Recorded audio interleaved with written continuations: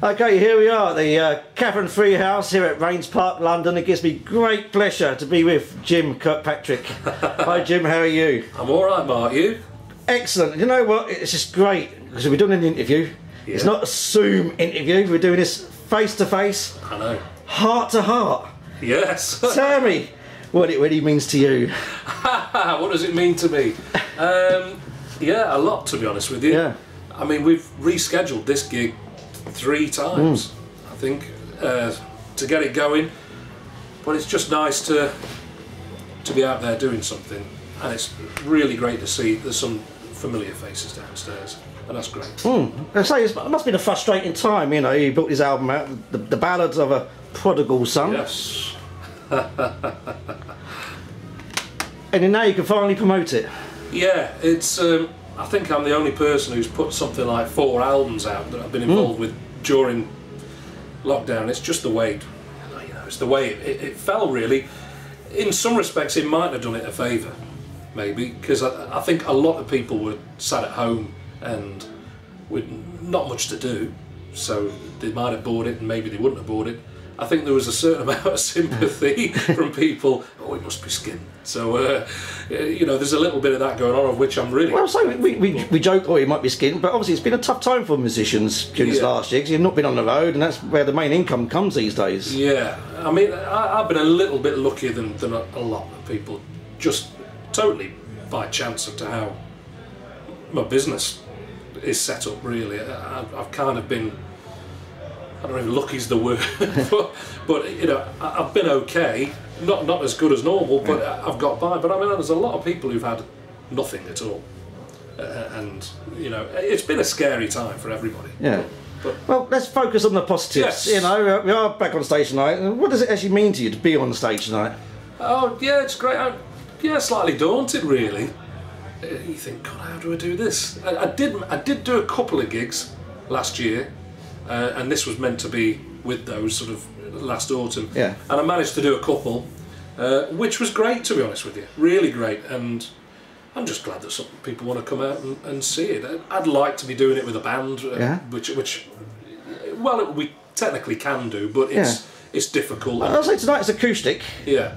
I think you've got 2 dates to do an acoustic, then you are doing an electric tour. Yeah, some electric gigs. So tell us the difference between the acoustic and electric shows. What can fans expect? Well, I mean, it's on your own. It's such a different animal, really. Yeah. And so I'll play the guitar very. I mean, it's, you know, this is different to an FM thing. This is, I mean, still about songs and stuff, but it's much more guitar-based, kind of, you know, Joe Bonamassa-esque or whatever you want to call it.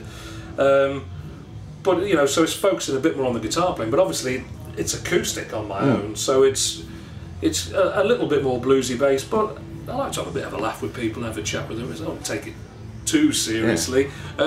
It's just nice to be playing and just to be out there, have a drink and have a bit of... Excellent. I'm really looking forward to it. And let's talk about the album. Yeah. Who? Ballad of a Prodigal Son. It's actually, you know, it's not so much ballad. It's a very uplifting album, isn't it?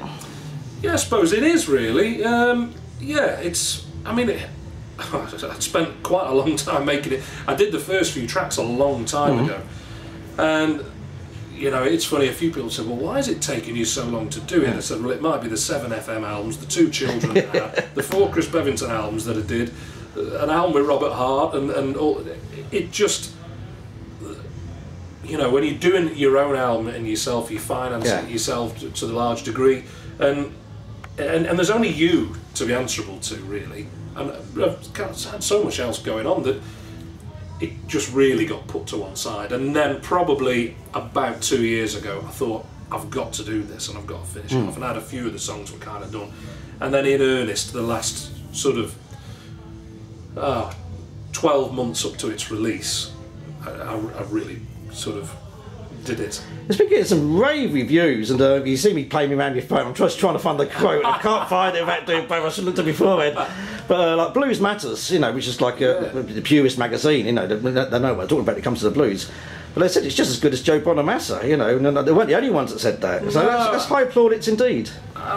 No one was sort of more surprised than me, to be honest with you, about it, because, you know, it's a very different thing most of the time I hide behind this shield of FM and 4 other people, and I wouldn't want to say people are sycophantic towards it, but you know, there's a certain amount of people who are going to love whatever you do, and we're very set in stone of what we do, and there's not really any surprises with it, but we have a good standard of work and everything.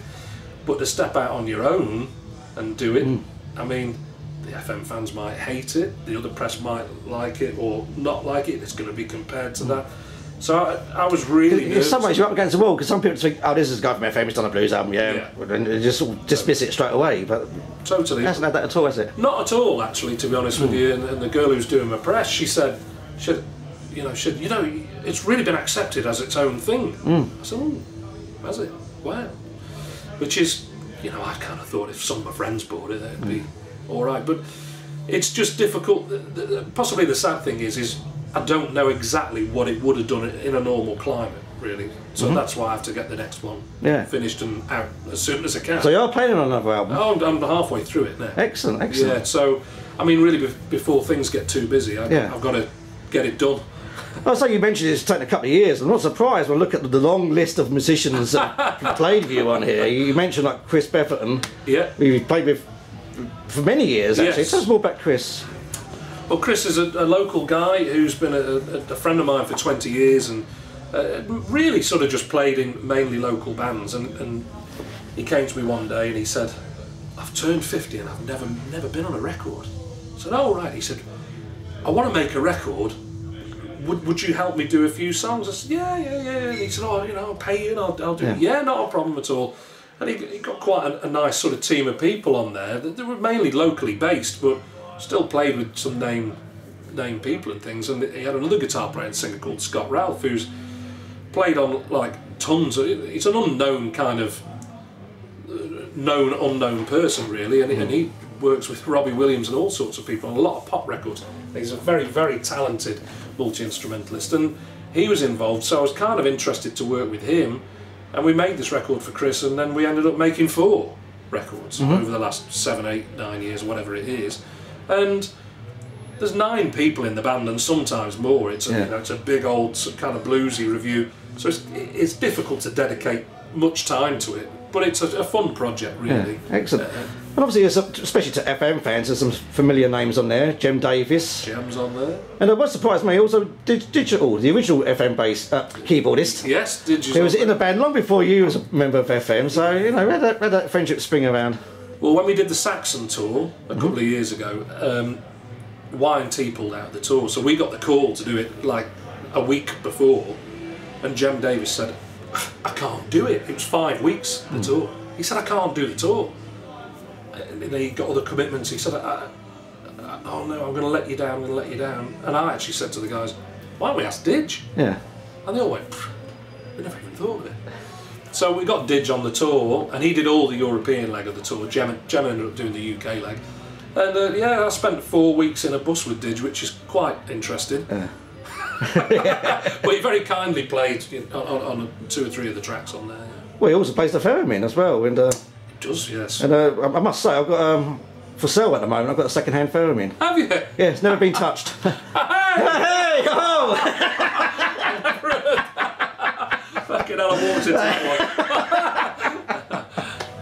one. Also, Rhino Edwards. Status Quo, and great character, and you know, you moonlight from FM as well. You play with Rhino's Revenge, and I used to, yes, yeah. Oh, you used to. You still? I was about to say, are you a fully fledged member or not? No, we'll do. I've just been. It used to be in every band. Yeah, I'll be doing some gigs with Rhino again. Hopefully, when that. I hope so. Yeah. He's given me a few dates, so you know, watch this space.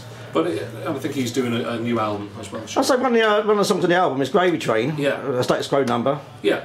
So when did you cover that? Because obviously Status Quo done it. So. Yeah, well, it's a song that John wrote. Yeah. So we would play it on the road with John, and probably drunk in a bar one night, I said, I'll do one of your songs on my album. Yeah. And he went, no, you won't. You'll never do that. I said, well, I'll do one of your songs. And there was probably a few others that maybe I preferred, but it was missing a song like that. Yeah. And I like the fact it was obscure and people might think I'd written it. Well, you shot a video for it, isn't it? It's Yeah. a great steam-rolling song, Yeah, the Gravy yeah. Train, you know. Tell us about the song 61 and 49. You've done a video for that, so tell us more about... 61 and 49, it's a song about Robert Johnson. So, of course, everybody does songs by Robert Johnson. So I thought, well, I'll write a song about Robert Johnson. So 61 and 49 are the highways that meet in Clarksdale, where he allegedly sold his soul to the devil. And that's what it's about, really. But that seems to be quite a big favourite for people. And talking of FM as well, Steve Overland, we've co-written a song on here, No Such Thing as a Sure Thing. Yeah. And there's always been, with FM, a melodic rock band, but there's always been a little bit of element of blues in their soul sound. So, was that song first offered to FM, or was that a song for No Readiness for the solo album? We actually wrote that a long time ago, and we were asked to write a song for a guy called Guitar Shorty, blues player from America, and he provided a list of titles and said, use one of those titles and write a song around it. And he was meant to get credit for it. So we wrote that song for him, and he recorded it and then didn't put it on his record. So it's just sat around for ages, and it's a great track. Yeah, it's an excellent track. I was about to say, why hasn't it appeared until now? So, and then FM never showed any interest in doing it, really. And it's maybe too bluesy for FM, I don't know. So why is that? Why do FM stay in that little melodic rock? Why not add a bit of blues or a bit of this and a bit of that? We do on occasions. I don't know. I hate to be predictable with it, but I think we're so long in the tooth, really, what we do, and I think a certain amount of what we do is expected. I mean, there has been, believe it or not, conversations over the years, should we do a much more bluesy album? At one time, it was even suggested Bon Jovi made a sort of country album, and that was suggested to us. But, I mean, I don't know. Be brave. Be brave. It is what it is, really. And also, let's stick on the subject of the blues. When you was growing up, was the blues the first thing you got into? When did the blues come into your life? No, not much later, really. I was just into classic rock stuff. I don't know whether it was classic at the time, but it was rock. Yeah. But I was just into rock music, and then, as you do, you get into one band and then you get into another band, and probably from Queen I got into Hendrix, and then from Hendrix you go into B.B. King, and then from B.B. King you get into, and you go back, and it's one of those things that's always followed me about. I mean, and what I've tried to do with this record is, to me, just making an out-and-out blues record would be pretty boring, really. And there's probably a lot of people who can do that much better than me. I think that's a great thing about this album. It's not just the blues. FM fans will love this, and I think just generally any fan of any decent music will love this album. I played in my work van just driving around. I thought, this is great. Thank you. Yeah, it's a bluesy rock album, really, but there's a little bit of everything chucked in there. Really. Must admit, I did like the instrumental, Blue Heron Boulevard. Oh, right, yeah. There's a bit of a surfy sound to it. Yeah, it's sort of Allman Brothers sound, and that's a place in Florida where I used to go and stay. And now you're sounding like a rock star. Well, I put it on there, and a couple of people, one of them was around the corner. A couple of people were a bit not really sure about it. And I put it on, and people really like the track, really like it. And a few people said, "Don't put it that early in the track listing." It's gone down great. Excellent, let's talk about, you are a busy man, you seem to be in demand, everyone seems to got your phone number, and your relationship with Bernie Marsden, from Whitesnake, the classic blues era. Yeah. How did your friendship with Bernie start? I met partly through this chap at the back here. I had met Bernie once, and then maybe a few years later, a mutual friend of ours, hiding around the corner there, rang me up and said, "I've got a gig for you on Sunday." I said, "Oh right, yeah." He said, "I'm playing with Bernie Marsden." I said, "Oh right, okay." He said, "Yeah, here's his phone number, his home phone number. Ring him." Yeah. Right, okay, right, just ring him. Yeah, it must be quite daunting, because obviously Bernie Marsden and I thought, so I rang this friend of mine, but I said, "Are you sure about it?" He said, yes, I'm sure, I've spoken to him." I said, "Would you ring him now and check?" He said, "Sorry, okay." And he rang me back. "I've just spoken to him." "Yeah." He said, "Give him a ring, he's expecting you Sunday." I said, "Oh, right, okay."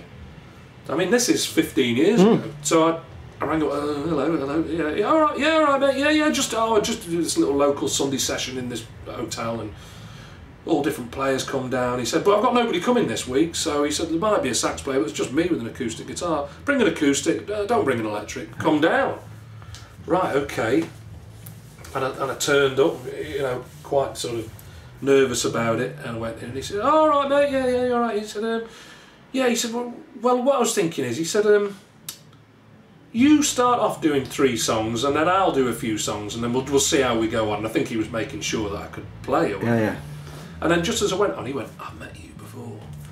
I said, oh yeah, it was several years ago. And I went on and I played 2 or 3 songs and I thought, I'll come off, and he went, whip. I said, what? He went, stay there, I'm coming on there. And then we did this gig together.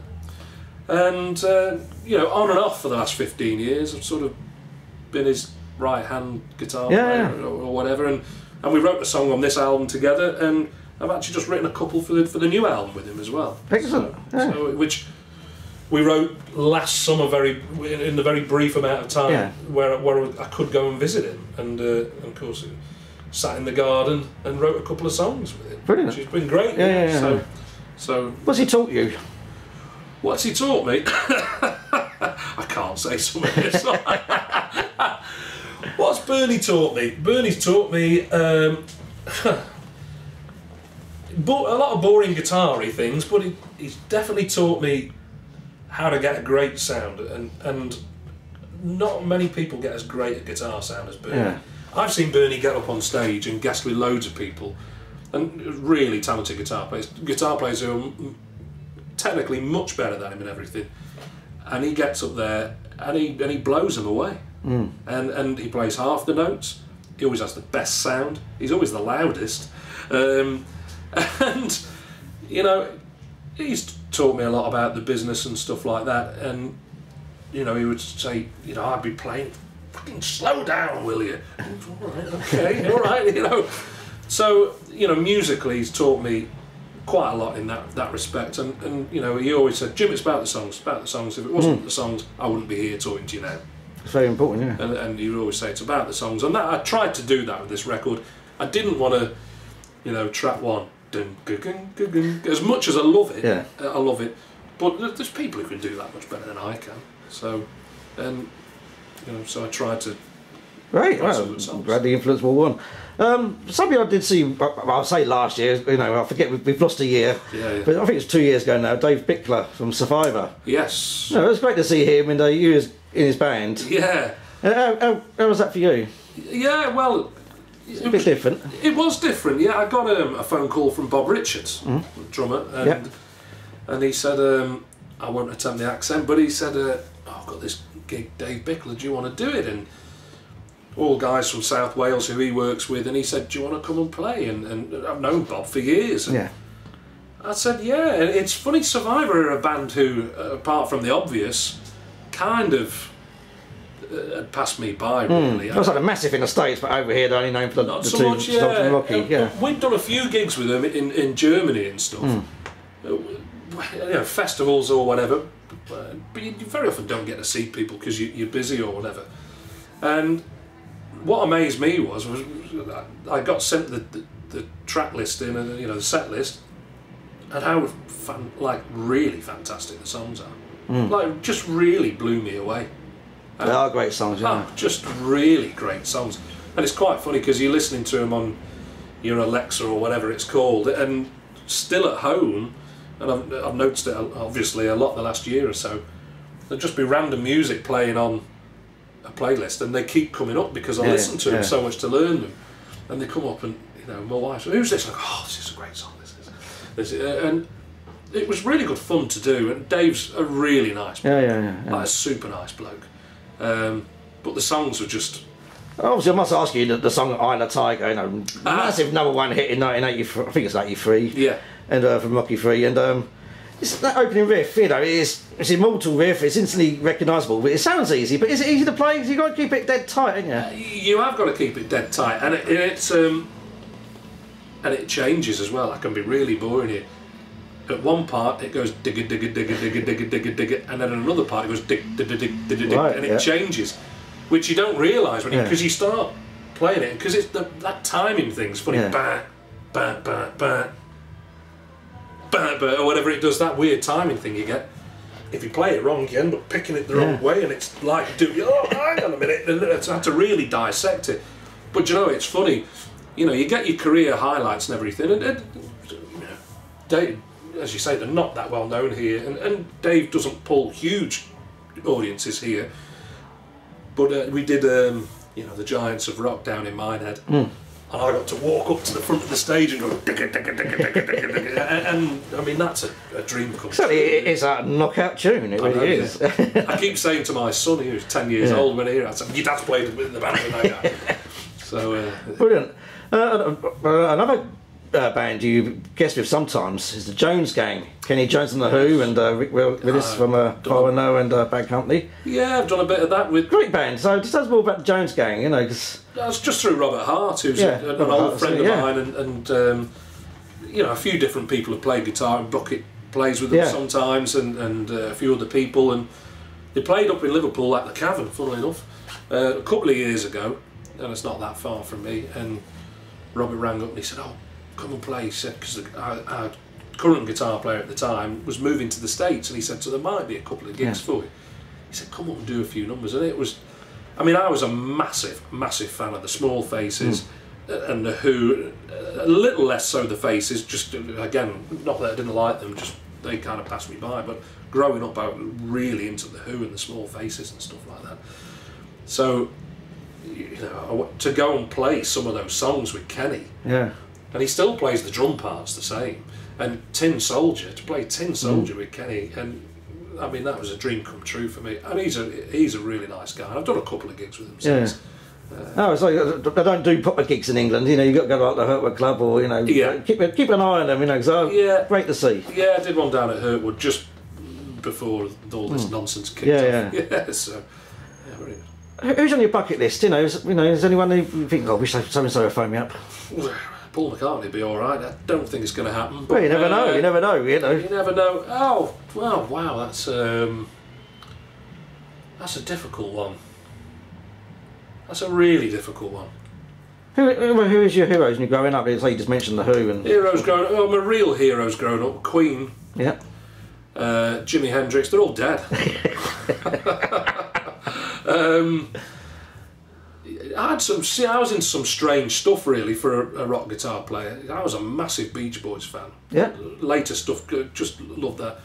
Massive Beatles fan, massive Queen fan, massive Hendrix fan, massive Rory Gallagher fan. Yeah. Just mention Rory Gallagher. I must mention about your name, Kirkpatrick. Is that Irish roots? I take it. Scottish. Oh, Scottish. All right. Yeah, very Scottish. Yeah. But yeah, everyone thinks it's Irish, but it's Scottish. Yeah. But yeah, they were my heroes really, and I mean, I don't think I'm ever going to get to play in Queen. I don't think that's going to happen. But yeah, although I've met Brian a few times, and he's a very nice chap. Yeah. Excellent. Well, Jim, it's been wonderful talking to you, and you're a busy lad, and FM are back on the road as well later this year. Yeah. Finally, you can finally promote the Synchronised. Yeah, well, and Tough It Out Live. New album coming out. Oh right. New studio album out March, I think. Oh, excellent. Yeah. I think you've got tours. You've done like a European and a few English dates. November, I think it is. Yeah, November. And then we'll be back out on the road in the spring. And before then, we can see Jim Kirkpatrick. I have a few gigs dotted in between. Look at his website, the album. Yes, there you go. Ballad of a Prodigal Son. There he is. Yeah. So yeah, excellent album. Buy it. It really is a great album. Jim, it's been wonderful talking to you, and looking forward to seeing you on stage tonight. I really am. Cheers. It's been wonderful. Excellent. He's smiling while I find a